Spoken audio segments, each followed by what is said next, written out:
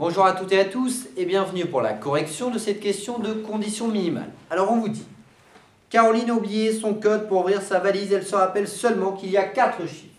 1, 2, 3, 4. Et on vous donne comme information pour découvrir ce code. Si j'additionne les deux premiers, hop, je les additionne, plus les deux autres, j'obtiens 90.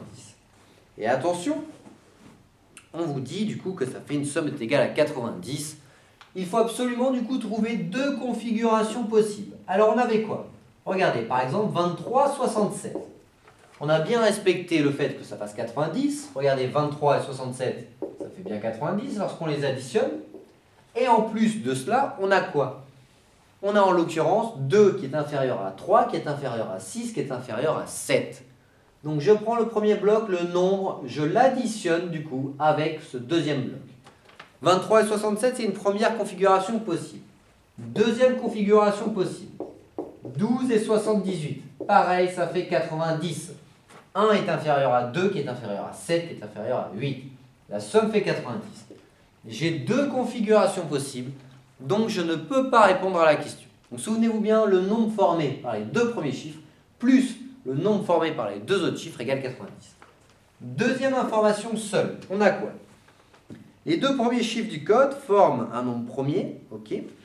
Donc regardez, là on a un nombre premier, plus là on a un nombre premier. Et on vous dit, les deux derniers chiffres du code forment aussi un nombre premier. Attention, là la somme ne fait pas 90, on oublie totalement l'information numéro 1. Donc on pourrait avoir par exemple 13, 47. 1 est inférieur à 3, qui est inférieur à 4, qui est inférieur à 7. Ça, c'est une condition de l'énoncé. On pourrait aussi très bien avoir, par exemple, 47 et 89. Une autre configuration possible. Deux configurations possibles. Je ne peux donc pas répondre à la question. À présent, on va prendre les deux informations en compte ensemble. Et là, on a quoi? Il va falloir être un peu malin. Un premier nombre plus un deuxième nombre est égal à 90. Regardez.